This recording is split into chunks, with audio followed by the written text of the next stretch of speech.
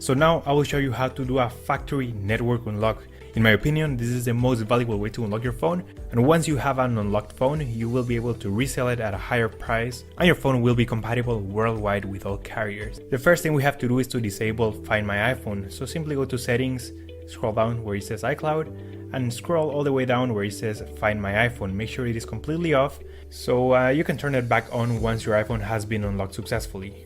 Alright, so then we have to get the IMEI number. Simply open your dial pad and type *#06#. So as you will see, your 15-digit IMEI number will appear. You can also find this number on the back part of the box of your phone or also in the SIM card tray. Alright, so this is by far the most important part of the whole unlocking process. Now keep this number somewhere close as we will need it in a few seconds to unlock this phone. Alright, so now we're gonna use the computer. iTunes saying congratulations, your iPhone has been unlocked.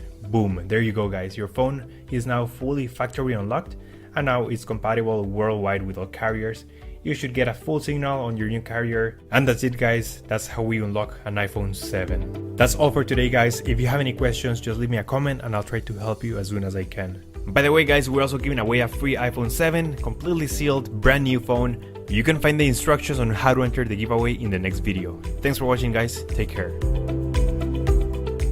Hey guys, so I want to do a quick comparison here for the Xiaomi Mi A1, a new budget phone which borrows a lot of design cues from Apple here with its iPhone 7 Plus. I'm going to do a comparison of the build, check out how the camera performs, etc, etc, because obviously, you know, Xiaomi's been putting out some excellent phones recently, and this one is no exception. You are getting a stock Android build. You're also getting 4 gigs of RAM and a dual kind of bokeh camera here, all for about €200. Very attractive actually in terms of design as well. So we can just start them up at the same time and see, you know, how they do compare here. So I think obviously some people might be wanting to see the iPhone 7 Plus compared here, because obviously a lot of people are actually still buying the iPhone 7 Plus, prefer it over the iPhone 8 for some reason. I personally do as well, I think, in terms of the metal back. So in terms of the Xiaomi, for like, I think this is their first stock Android phone, and you will notice how it does differ actually from like the startup, where it actually comes up to enter a SIM, which I find quite annoying actually. Hopefully they'll disable that on future updates. But a pretty awesome thing I have noticed with the Xiaomi is that basically the updates like install in the background, so you don't have to faff around with the, you know, updating too much. You did see that pop up there, but I got rid of it quite quickly. In terms of the actual software here, you can see nice stock kind of build, quite close to actually what you're going to get with Google's own phones. So, you know, if you are a fan of that and a fan of the quick updates, you're going to particularly enjoy, I think, you know, coming here to a clean software build. In terms of the actual display, I'd say it's probably a little bit not quite as good as what you're going to get with the iPhone here.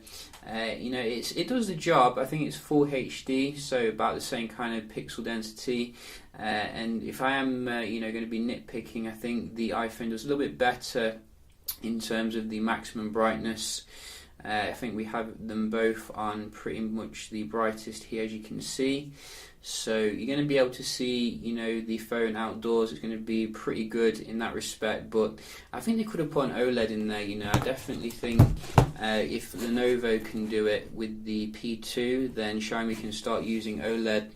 But nevertheless, Xiaomi does do some fantastic screens, and this one is no exception here. In terms of the performance, I'd say they're very comparable day to day. Obviously, you know, if you're going to be nitpicking, the iPhone does have slightly better in terms of the specs, but you know, I think really for most average users, I haven't noticed any slowdown with the Snapdragon.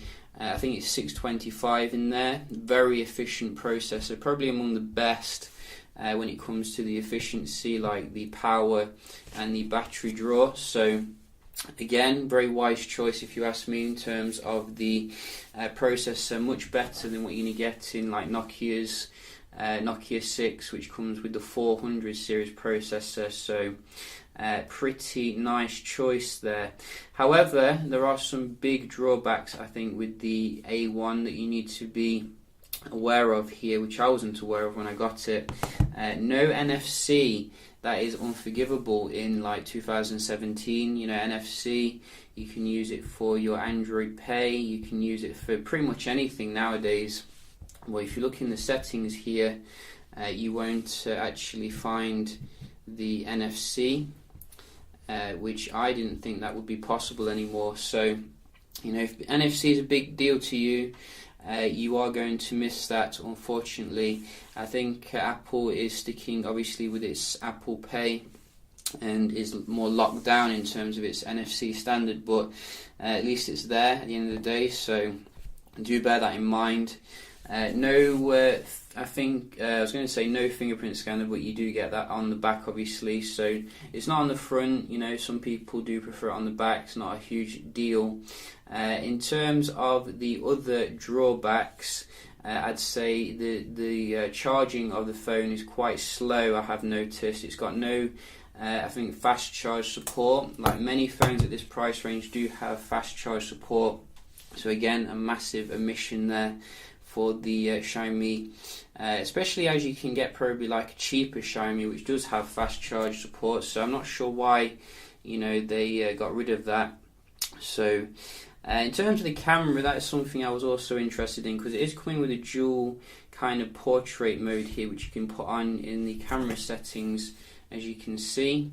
Now, I'm going to be honest with you, you know, I think I found it extremely temperamental to use day to day, and it was so annoying actually. I just felt like turning it off and just sticking with the you know, the normal kind of camera setup. I don't understand why manufacturers, you know, they put this fancy tech in, but they don't actually optimize the experience. I would have much rather do like a camera on the level of the Galaxy S6 or something than what they've done here. In terms of the daylight shots, you know, you're going to get decent shots from it, but if you just look at the bokeh mode, this is like bokeh mode shot compared with the iPhone. It's no contest at the end of the day. You know, it's not as good in terms of the blurred background. If we actually look at some other shots here that we did do, I'd say, you know, it's very decent, but the colours aren't quite there, I don't think, with your iPhone kind of standard here, which is still a very good shooter. Probably not as good as the iPhone 8, but you know, you can see here low light as well, quite lacking really. I don't think it has optical image stabilization, so you know, you are going to suffer a little bit, but for most people it will do at the end of the day. You know, it is a €200 phone, but just don't expect anything too magical here. Same can be said as well for the video recording. You know, it can't hold a candle to a more expensive phone here. You can see it's dark, underexposed, and doesn't support the best stabilization, but it's decent at the end of the day. You know, it's not a huge kind of deal, but I was expecting a little bit more for the price range, because you could get the Moto G5 Plus, which has a fantastic camera at the end of the day. So yeah, just a quick little review here of the Xiaomi Mi A1. I'm very actually interested in this phone because it has stock Android on board, and I think it's a good direction for Xiaomi to go, particularly as, you know, phones are getting more expensive, so companies like Xiaomi can make some headway here. Indeed, I will be doing some speed tests with it and checking out the gaming as well shortly, so do stay tuned for that. Hope you found the video helpful, and I'll see you in the next one. Cheers.